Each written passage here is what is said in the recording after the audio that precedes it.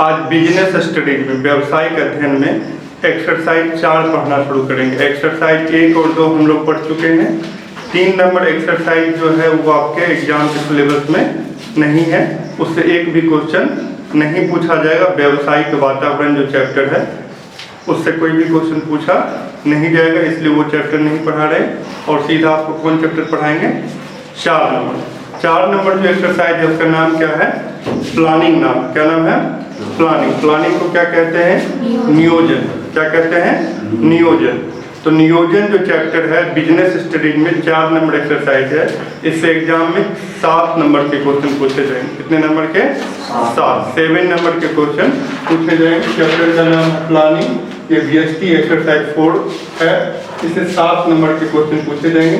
तो नियोजन जो चैप्टर है हम समझते हैं सबसे पहले नियोजन क्या है, प्लानिंग क्या है। तो प्लानिंग जैसा बोलते हैं या सोचते हैं तो प्लानिंग बोलने के साथ ही लगता है कि प्लानिंग क्या होगा? एक मानसिक काम होगा, मानसिक क्रिया होगा। प्लानिंग जब कोई भी व्यक्ति प्लानिंग करता, नियोजन करता है, यह दिखाई नहीं देता, यह हमारे मस्तिष्क के अंदर चलते रहता। तो प्लानिंग जब भी होगा तो यह एक मानसिक क्रिया होगा। कैसी क्रिया होगा? मानसिक क्रिया। मानसिक क्रिया ऐसे क्रिया को कहते हैं जो हमारे मस्तिष्क के अंदर चलता है, दिखाई नहीं देता है। ऐसे क्रिया को हम कौन क्रिया कहते हैं? मानसिक क्रिया कहते हैं। देखो प्रबंध का जिस 5 काम होता है, प्रबंध के कितने काम होते हैं? 5 काम में सबसे पहला काम क्या होता है? नियोजन होता, प्लानिंग होता। प्लानिंग के बाद क्या होता है? संगठन होता, ऑर्गेनाइजेशन। और संगठन के बाद क्या होता है? नियुक्तिकरण, स्टाफिंग होती है। और स्टाफिंग के बाद क्या होता है?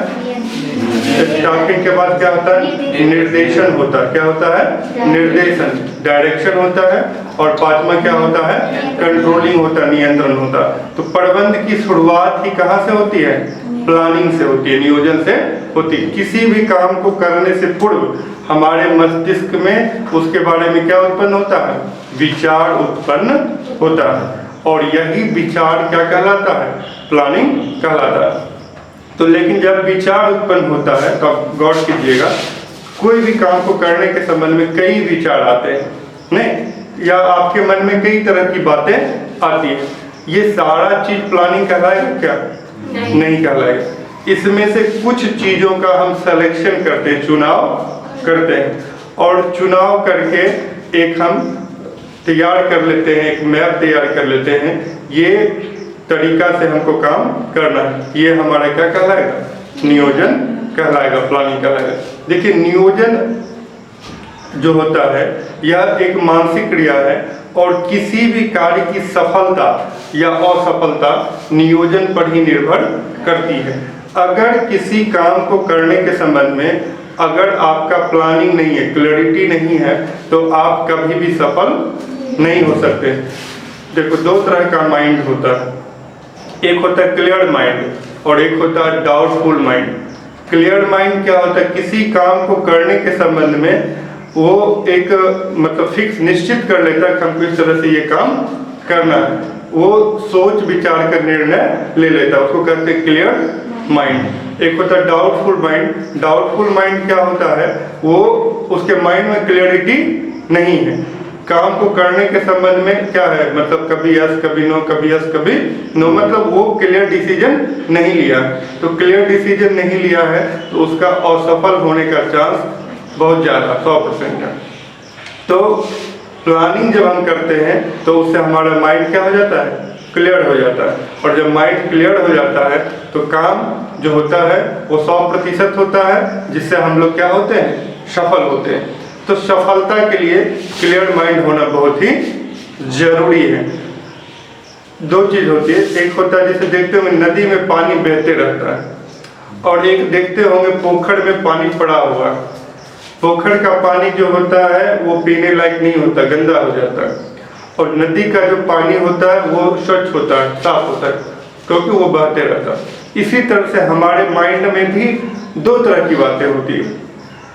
एक होता है चिंता, एक होती है चिंतन, है ना? चिंता और चिंतन दोनों मतलब एक जैसा सुनने में लगता है, थोड़ा सा फर्क है। चिंता क्या होता है, जब किसी चीज के बारे में 1000 बार सोचे लेकिन उसके बारे में कुछ क्लियर नहीं कर पाए, है ना, तो वो हो गया चिंता, जो यूजलेस है, बेकार है, वो पोखर के पानी की तरह गंदा है, जिसका कोई यूज नहीं। एक होता है चिंतन। चिंतन में क्या होता है, हम लोग प्लानिंग करते हैं और प्लानिंग के बाद उसको वर्क में लाते हैं, ये आपका क्या हो गया, चिंतन हो गया। तो चिंता जो है वो बुरी चीज है, लेकिन चिंतन जो है वो अच्छी चीज है। तो प्लानिंग जब आप करेंगे तो आपको, आपके माइंड को क्लैरिटी मिलेगा, और जब आपके माइंड को क्लैरिटी मिलेगा तो क्लैरिटी जो है वो माइंड का पावर है, एनर्जी है ना। किसी भी चीज को लेकर जब आप एक ठोस डिसीजन ले लेते हैं तो उस डिसीजन लेने के बाद आपका काम परफेक्ट वे में होगा। लेकिन आप जो काम करते हैं उसमें कंफ्यूज है, क्या करें, कैसे करें, आपको क्लैरिटी नहीं है आपके माइंड में, तो आपका काम सफल होने का चांस कितना % है, कम है।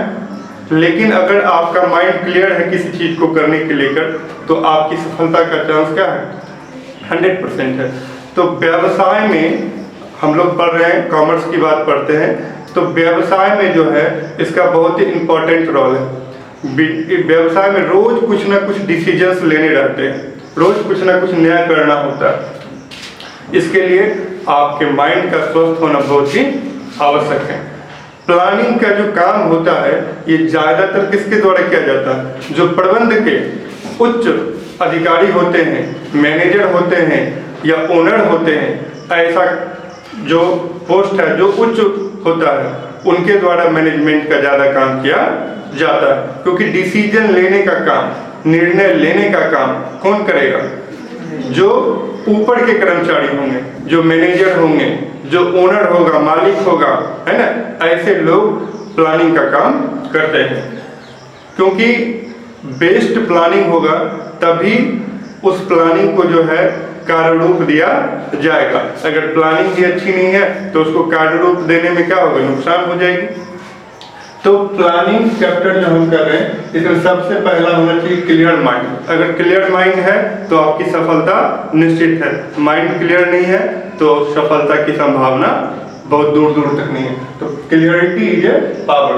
तो आपका माइंड कैसा होना चाहिए, क्लियर होना चाहिए, कंफ्यूजन नहीं होना चाहिए। प्लानिंग हर कोई करता है, ऐसा नहीं कि प्लानिंग सिर्फ और सिर्फ बिजनेस में नहीं करता। आप पॉलिटिक्स देख लीजिए, वहाँ भी प्लानिंग होती है, किस विधानसभा से किसको टिकट देना है, नहीं कौन से उम्मीदवार को टिकट देंगे जिसकी संभावना ज़्यादा होगी जीतने की, इलेक्शन में क्या मुद्दा रखा जाए, होती है प्रचार कैसे करवाया जाए, सबका शेड्यूल तैयार किया जाता है। या धार्मिक क्षेत्र होगा वहाँ भी प्लानिंग की आवश्यकता पड़ती है।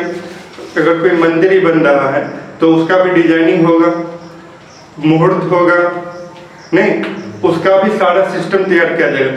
जितना भी चीज होता है दुनिया में हर चीज का प्लानिंग होता है, चाहे वो खेल हो, चाहे वह सांस्कृतिक कार्य हो, चाहे वह धार्मिक कार्य हो, चाहे वह राजनीतिक कार्य हो, चाहे वह व्यावसायिक कार्य हो। ऐसा कोई कार्य नहीं है जहाँ प्लानिंग की आवश्यकता नहीं होती। यहाँ तक कि बच्चा जन्म लेता है उससे पूर्व और मृत्यु के बाद तक प्लानिंग की आवश्यकता होती है। ऐसा कोई दिन, ऐसा कोई काम नहीं जिसमें प्लानिंग की आवश्यकता नहीं होती है। हर काम में प्लानिंग की आवश्यकता होती है, नियोजन की आवश्यकता होती है। जन्म लेने से पूर्व भी प्लानिंग करना पड़ता है किसको किस अस्पताल में भर्ती कराना है, और मृत्यु के बाद भी प्लानिंग होता है किसको किस घाट पे जलाना है ना, कितने लोग जाएंगे, क्या सब होगा, कैसा एस्टिमेट बनेगा, क्या भोज होगा। तो हर जगह प्लानिंग की आवश्यकता होती है। तो प्लानिंग जो है यह बहुत ही महत्वपूर्ण काम है। अगर कोई व्यक्ति सही प्लानिंग कर लेता है तो उसकी सफलता की चांसेस बहुत ही ज़्यादा होती है। यहाँ तक कि सरकार में भी प्लानिंग का एक अलग डिपार्टमेंट होता है, नियोजन मंत्रालय, है ना। प्लानिंग डेवलपमेंट का जो है एक अलग मंत्रालय होता है, नियोजन मंत्रालय। तो प्लानिंग जो है ये बहुत ही इम्पोर्टेंट है। अब प्लानिंग जब हम करते हैं तो उससे क्या होता है, एक मैप तैयार हो जाता है। मैप तैयार होता है किस चीज का, काम कैसे होगा इसके बारे में जो है एक रास्ता तैयार कर लिया जाता है। किसी भी काम को करने के लिए एक रास्ता होता है, मैप होता है। बिना मैप का कुछ नहीं होता। सड़क भी जाता है तो जैसे तैसे नहीं बना दिया जाता, बनाया जाता है कहाँ से कैसे निकालेंगे, तो किस शहर को जोड़ते हुए फिर कैसे आगे बढ़ेगा। ऐसा नहीं कि जहाँ मन वहाँ एकदम सड़क बनाना शुरू कर दिया, ऐसा नहीं होता। एक सिस्टम होता है, उसी सिस्टम के आधार पे जो है उसको डेवलप किया जाता है ताकि उससे जो है अधिक से अधिक लोगों को बेनिफिट हो सके, अधिक से अधिक लोगों को जोड़ा जा सके। तो उसी तरह से किसी भी काम को करने के संबंध में आपके माइंड में क्या होना चाहिए, एक मैप होना चाहिए। अगर बहुत सारी बातें माइंड में आ रही है तो आपको उन सभी बातों को क्या कर लेना चाहिए, लिख लेना चाहिए, और उसमें से सूटेबल बात क्या है या सूटेबल रास्ता क्या है उसका आपको क्या करना चाहिए, चयन करना चाहिए। अब बच्चे पढ़ रहे हैं, उसका कोई मैप ही नहीं है, आ रहा जा रहा, आ रहा जा रहा, वो भी बच्चे पास कर सकते हैं, लेकिन उसका जब कोई गोल नहीं है, कोई एम नहीं है, तो फिर उसमें सफलता के चांसेस कितना % होगा, कम होगा। पहले तो जो है प्लानिंग होना चाहिए, टारगेट होना चाहिए। जब प्लानिंग होगा तो टारगेट का जो है निर्धारण हो जाएगा। जब टारगेट का निर्धारण हो जाएगा तो सफलता की चांसेस काफी ज्यादा क्या हो जाएगी, बढ़ जाएगी। तो नेचर ऑफ प्लानिंग मतलब प्लानिंग का क्या स्वभाव है या क्या विशेषता है, क्या एडवांटेज है, प्लानिंग करने से क्या बेनिफिट होता है, क्या फायदा होता है। क्योंकि मनुष्य कोई भी काम जो करता है वो बिना फायदा का कुछ भी नहीं करता। हर काम के पीछे अपना कुछ ना कुछ फायदा होता है। खेलता है तो उसके पीछे क्या मनोरंजन होता है, नहीं तो जो भी काम करता है उसके पीछे उसका कुछ ना कुछ क्या होता है, फायदा होता है। बिजनेस करता है तो क्या होता है, प्रॉफिट होता है। नहीं, भगवान का पूजा करता है तो क्या होता है, मन को शांति मिलता है। नहीं, तो हर काम के पीछे उसको कुछ ना कुछ फायदा होता है। तो प्लानिंग का क्या फायदा, नेचर ऑफ प्लानिंग क्या, प्लानिंग का स्वभाव क्या है या प्लानिंग का एडवांटेज क्या है। प्लानिंग का एडवांटेज है, पहला है डिफिनिट ऑब्जेक्ट एंड गोल। पहला बात यह है कि उसका गोल जो है, लक्ष्य जो है निर्धारित होना चाहिए। अगर उसका गोल या लक्ष्य जो है उसका ऑब्जेक्ट ही डिफिनिट नहीं है तो किसके लिए प्रयास करेगा। प्लानिंग जो होता है वह किसी लक्ष्य को प्राप्त करने के लिए ही प्लानिंग किया जाता है। जब लक्ष्य ही नहीं है, जब टारगेट ही नहीं है, तो फिर ऐसे चीजों की प्लानिंग कैसे होगी। तो प्लानिंग जब होगी तो पहले क्या होता है, टारगेट होता है, लक्ष्य होता है। चाहे जो भी वर्क हो, चाहे पॉजिटिव वर्क हो या निगेटिव वर्क हो, जितना भी काम होता है संसार में, दुनिया में, हर काम से पहले क्या किया जाता है, प्लानिंग किया जाता है। चाहे पॉजिटिव वर्क हो या निगेटिव वर्क हो। पॉजिटिव वर्क, अगर कोई बच्चा टारगेट किया कि हमको टॉप करना है तो वो उसका क्या है, गोल है। विदाउट गोल जो है कोई व्यक्ति सक्सेस नहीं हो सकता। सक्सेस का पहला बात क्या होता है कि गोल उसका डिफिनिट होना चाहिए। यदि गोल ही डिफिनिट नहीं है तो फिर वो खुद गोल हो जाएगा, है ना। वो उसका कोई एम ही नहीं है तो कहाँ पहुंचेगा। पहले एम तो होना चाहिए कि हमको कहाँ जाना है, कहाँ जाना है। अभी कहाँ है और कहाँ जाना है, कहाँ है और कहाँ जाना है। तो जहाँ अभी प्रेजेंट में है और जहाँ जाना है, इसके बीच का जो डिस्टेंस होता है, इसको पार करने के लिए ही प्लानिंग की आवश्यकता होती है। अभी कहाँ है पहले ये देखना चाहिए और कहाँ पहुँचना है। अभी कहाँ है और कहाँ पहुँचना है, इसके बीच का जो डिस्टेंस है इसको दूर करने के लिए प्लानिंग की आवश्यकता होती है। अब कोई विद्यार्थी है, अभी वो मान लीजिए कि अभी वो 40% के लायक है। वो खुद अपना एनालिसिस किया कि हमको अभी अकाउंट में कितना आ जाएगा, हमको बीएसटी में कितना आ जाएगा, इंग्लिश में कितना आ जाएगा, हिंदी में कितना आ जाएगा, इकोनॉमिक्स में कितना आ जाएगा। तो अपना सेल्फ एनालिसिस किया और वो जज किया कि अभी हम 40% के लायक है। ये उसका अभी प्रेजेंट है। अभी कहाँ है, जाना कहाँ है, उसका टारगेट क्या है, गोल क्या है।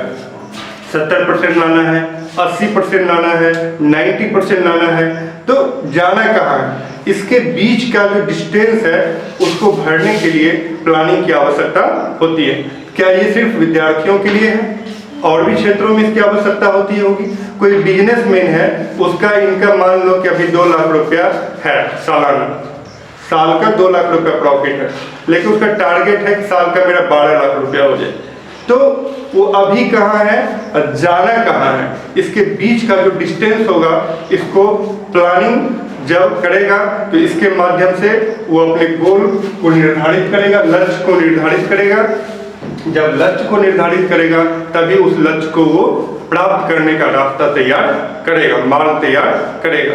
यही मार्ग तैयार करने का काम किसका होता है, प्लानिंग का होता है, नियोजन का होता है। तो नेचर ऑफ प्लानिंग, प्लानिंग का क्या स्वभाव है, या क्या एडवांटेज है, या क्या विशेषताएं हैं, है ना, क्या बेनिफिट्स हैं। तो पहला है कि आपका लक्ष्य जो है वो क्या होना चाहिए, निश्चित होना चाहिए। आपका गोल जो है वो कैसा होना चाहिए, निश्चित होना चाहिए। तो ये हो गया, डिफिनिट आपका क्या होना चाहिए, लक्ष्य होना चाहिए। उसके बाद क्या होता है, फॉरकास्टिंग। फॉरकास्टिंग क्या होता है, आप फिल्म देखते होंगे, उसमें कास्टिंग दिखाता है, फिल्म से पहले आता है कास्टिंग, नहीं तो कास्टिंग यहाँ फॉरकास्टिंग का मतलब हो गया पूर्वानुमान। क्या हो गया, पूर्वानुमान। पूर्वा मतलब क्या, पहले। पूर्वा मतलब पहले, किसी काम को करने से पूर्व अनुमान लगाने की क्रिया को हम फॉरकास्टिंग कहते हैं, पूर्वानुमान कहते हैं। पूर्वानुमान क्या होता है, फॉरकास्टिंग क्या होता है। तो फॉरकास्टिंग होता है कि काम को करने से पूर्व, है ना, उसके बारे में जब हम प्लानिंग करते रहते हैं तो ये देखना कि इस तरीका से काम करेंगे तो सफलता की चांसेस कितना है। ये जो हम मैप तैयार कर रहे हैं, क्या ये हमारा मैप सही है या गलत है ना। तो अब आपका टारगेट है कि हम अभी 40% के लायक हैं और भविष्य में 90% के लायक हो जाए, है ना। लेकिन आप ये देख लीजिए क्या ये आपसे पॉसिबल है या नहीं है, या फिर सिर्फ ऐसा मुंगेरी लाल वाला तो सपना नहीं है ना। मुंगेरी लाल वाला सपना मतलब ऐसा सपना जो पूरा नहीं हो सकता। तो फॉरकास्टिंग मतलब जो आप देख रहे हैं वो रियलिटी में आप उसको करने में कैपेबल है या नहीं है, आप उसको सही ढंग से कर पाइएगा या नहीं कर पाइएगा, इसको देखना ही फॉरकास्टिंग, पूर्वानुमान कहलाता है। पूर्वानुमान मतलब पहले से अनुमान लगाना कि आप कहाँ हैं और कहाँ पहुँच सकते हैं रियलिटी में। उसको एक ऐसा होना चाहिए जो पॉसिबल होना चाहिए, जो करने लायक होना चाहिए, जो आप कर सकते हैं। बात समझ गए। तो ऐसा होना चाहिए, ऐसा नहीं होना चाहिए कि बस आकाश में जो है सीढ़ी लगा दिए, है ना, और सीधा स्वर्ग पहुंच गए। मतलब ऐसा नहीं होना चाहिए, सिर्फ मतलब इमेजिनेशन है और उसमें कुछ भी नहीं है। सिर्फ इमेजिनेशन से काम चलने वाला नहीं है। इमेजिनेशन कैसा होना चाहिए, ऐसा इमेजिनेशन होना चाहिए जिसको आप अचीव कर सके, जिसको आप प्राप्त कर सके, ऐसा आपका इमेजिनेशन होना चाहिए। तो पूर्वानुमान लगाना है। उसके बाद selection of the best among alternative course of action. किसी भी काम को करने का, कोई भी एक्शन करने का, कोई भी काम करने का एक तरीका नहीं होता, बहुत सारे तरीके होते हैं। उसमें से बेस्ट तरीका का आपको सिलेक्शन करना चाहिए, चुनाव करना चाहिए। जो भी काम होता है, हर काम को करने के कई तरीके होते हैं। जब आप प्लानिंग करेंगे तो आपके पास ऑप्शन आएगा कि ऐसे कर सकते हैं, ऐसे कर सकते हैं, इस तरह से कर सकते हैं। जब आप प्लानिंग करेंगे तो आपके पास एक काम करने के कई ऑप्शंस आएंगे और उस ऑप्शन में आप बेस्ट ऑप्शन का क्या करेंगे, सिलेक्शन करेंगे, चुनाव करेंगे। तो इससे क्या होगा कि आपका एफर्ट कम लगेगा, आपका मेहनत कम लगेगा, और क्या होगा, आपका एक्सपेंस कम लगेगा, और क्या होगा कि आपका जो है रिजल्ट जो है वो बेस्ट होगा, आपका बेस्ट रिजल्ट मिलेगा।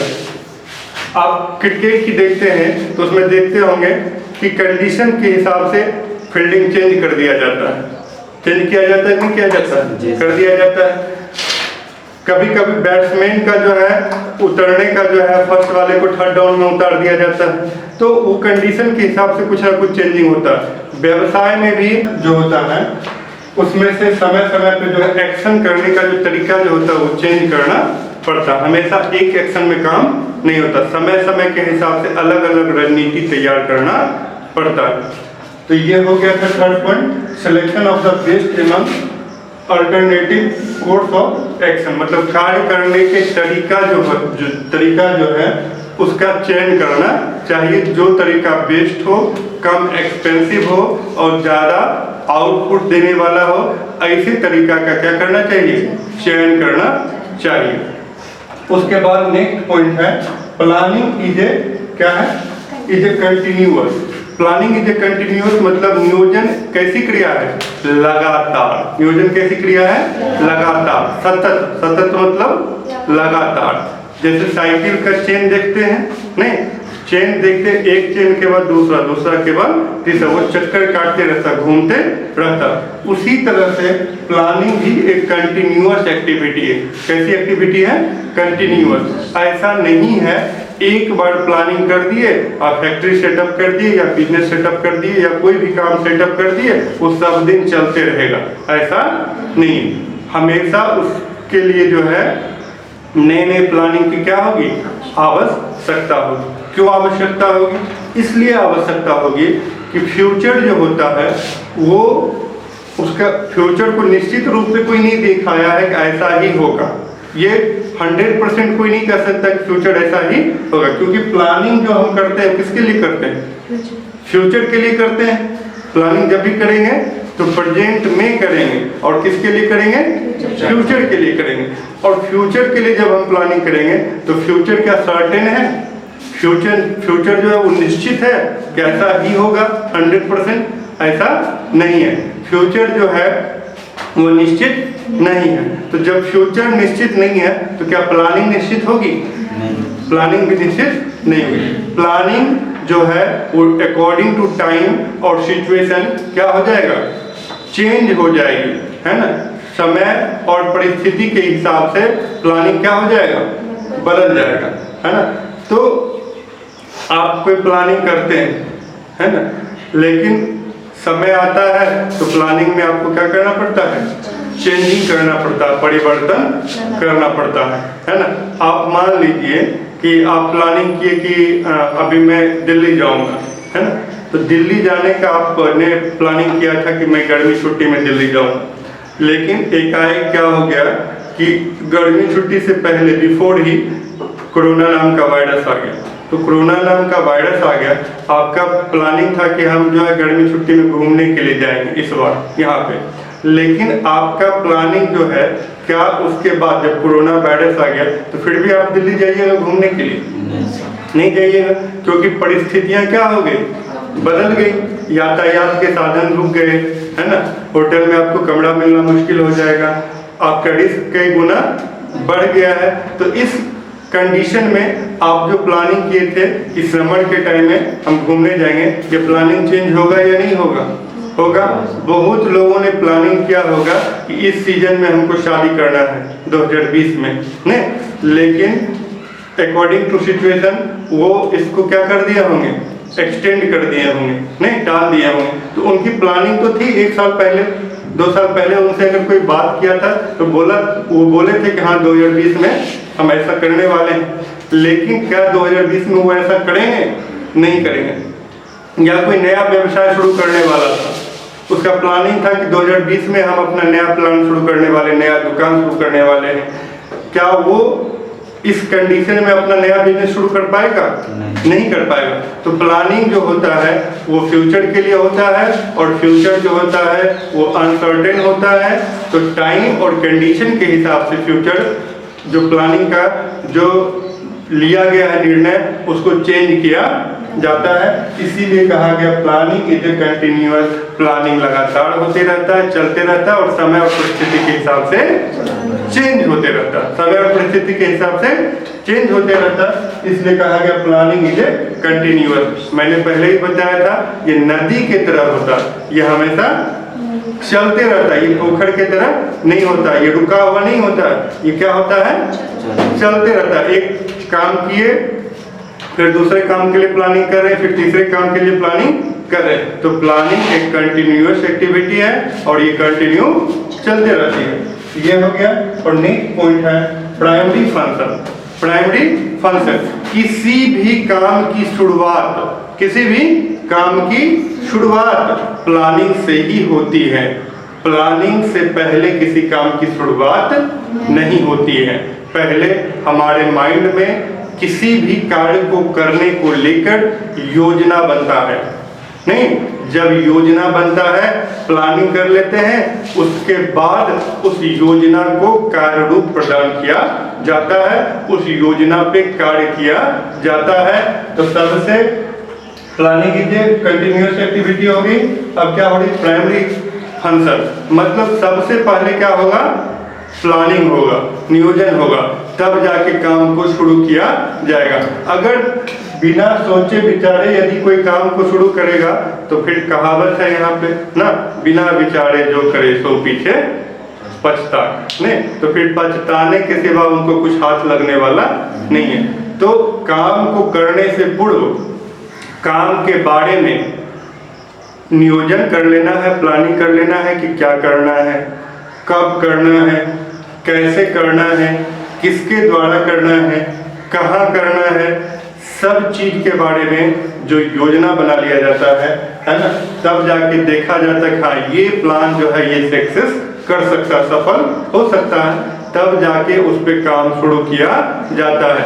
ये नहीं कि अभी सोचे कुछ शुरू कर दिए तो पता चलेगा कुछ तो शुरू कर दीजिएगा लेकिन कुछ हाथ लगने वाला नहीं है। अगर चाहते हैं कि आपको कुछ हाथ लगे तो उसके लिए क्या करना होगा? दिमाग लगाना होगा। नहीं, हाथ लगने से पहले दिमाग लगाना होगा। जब दिमाग लगाइएगा तभी आपको हाथ लगेगा, तभी आपको कुछ मिलने वाला है। तो अगर आप प्लानिंग जो है वो एक प्राइमरी फंक्शन है, सबसे पहले प्लानिंग ही होती है और प्लानिंग के बाद दूसरा एक्टिविटी करते हैं। प्लानिंग के बाद दूसरा एक्टिविटी क्या करते हैं? प्लानिंग के बाद क्या करते हैं? ऑर्गेनाइजेशन, संगठन। नहीं, और ऑर्गेनाइजेशन के बाद क्या करते हैं? ऑर्गेनाइजेशन के बाद क्या करते हैं? स्टाफिंग, नियुक्तिकरण। और नियुक्तिकरण के बाद क्या करते हैं? डायरेक्शन। नहीं, डायरेक्शन देते हैं, निर्देश देते हैं। और निर्देश देने के बाद पांचवा काम क्या करते हैं? कंट्रोलिंग, नियंत्रण। ये पांचों काम किसी भी संस्था में यदि सही ढंग से किया जाएगा वह संस्था कभी भी फेल नहीं हो सकता है, कभी भी नुकसान में नहीं जा सकता है। ये पांचों काम जिस किसी भी संस्था में सही ढंग से लागू किया जाएगा वो संस्था 100% क्या होगा? सफल होगा। तो आज मैं पहला काम बताया हूँ, धीरे धीरे आपको बाकी के 4 काम भी बताएंगे। उसके बाद क्या है? Mental process. प्लानिंग कैसी प्रक्रिया है? मानसिक कार्य है। कैसी प्रक्रिया है? मानसिक कार्य है। यह हमारे मस्तिष्क के अंदर चलते रहता है, यह दिखाई नहीं देता। किसका क्या योजना है यह दिखाई देता है क्या? नहीं देता। वह उसके माइंड में चलते रहता। अगर योजना दिखाई दे दे कि कौन क्या सोच रहा है तब तो गड़बड़ हो जाएगा। नहीं, तब अब मान लीजिए कि कोई कॉम्पिटिटर कंपनी है और मेरे कंपटीशन में एयरटेल वाले को पहले अगर पता चल जाए कि जियो वाला जो है ये प्लान लॉन्च करने वाला है, तब तो वो पहले उस प्लान को कॉपी करके अपने कंपनी में लॉन्च कर देगा। नहीं, तो प्लानिंग जो है हर कंपनी या हर माइंड के अंदर चलता, वो दिखाई नहीं देता। अगर दिखाई दे तब तो कंपटीटर कंपनी जो है उसका पहले से बेनिफिट ले सकता है, क्योंकि पता चल जाएगा अगला ये करने वाला है, तो अगला ये करने वाला है तो टाइम से बिफोर उसको जो है उस प्लानिंग को कॉपी करके वो अपनी कंपनी में यूज कर सकता। अगर पता चल जाए कि मान लीजिए कि टाटा कंपनी ये मॉडल का गाड़ी लॉन्च करने वाला है पहले से, तो महिंद्रा कंपनी जो पहले ही उस टाइप की गाड़ी को लॉन्च कर सकता है ना। अगर पता चल जाता कि जियो वाला ये ऑफर देने वाला है तो एयरटेल वाला पहले ही उसको कॉपी करके निकाल देता है ना। तो हर कंपनी का, हर व्यक्ति का प्लानिंग जो होता है वह मानसिक क्रिया, वह दिखाई नहीं देता है, वह उसके मस्तिष्क के अंदर चलते रहता है। और जो व्यक्ति जितना स्वस्थ मस्तिष्क का है, जितना उसका मानसिक कैपेसिटी है, वह उतना ही बढ़िया प्लानिंग कर सकता है, वह उतना ही बढ़िया ऑफर स्कीम तैयार कर सकता है और उसकी कंपनी उतना ज़्यादा क्या कर सकता है, रन करेगा, उतना ज़्यादा बेनिफिट में आएगा। यही अगर प्लानिंग खराब हो जाएगा, नोकिया कंपनी क्यों डूबी? नोकिया कंपनी का जो है प्लानिंग गड़बड़ हो गया था।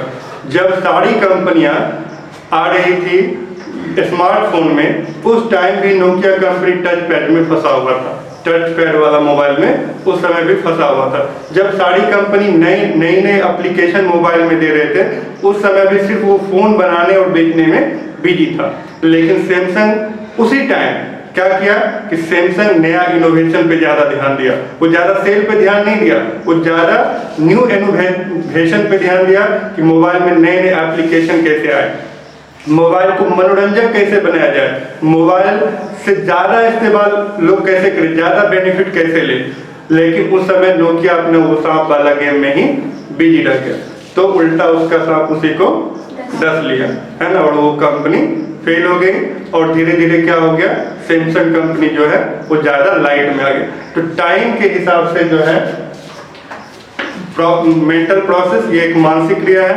और जब प्लानिंग करें तो स्वस्थ मस्तिष्क वाले व्यक्ति के द्वारा प्लानिंग किया जाता है, जिसका सोच क्या होता है, दूरदर्शी होता है, जो भविष्य को देख सकता है। ऐसे व्यक्ति के द्वारा जब प्लानिंग किया जाता है, वह प्लानिंग क्या होता है, सफल होता है। तो आज हम आपको प्लानिंग पढ़ाएं, नियोजन क्या है और क्या बताएं, नियोजन की विशेषताएं क्या है। आज हम एक क्वेश्चन बताएं आपको, नियोजन क्या है ना, व्हाट इज प्लानिंग, और क्या उसका नेचर है, क्या उसका स्वभाव है, क्या उसका एडवांटेज है, क्या उसका विशेषताएं हैं। तो आज हम एक क्वेश्चन बताएं, नियोजन क्या है, इसके विशेषताओं को लिखें। अगले वीडियो में मैं आगे की बात बताऊंगा। आप इस वीडियो को लाइक करें और शेयर करें। Thank you.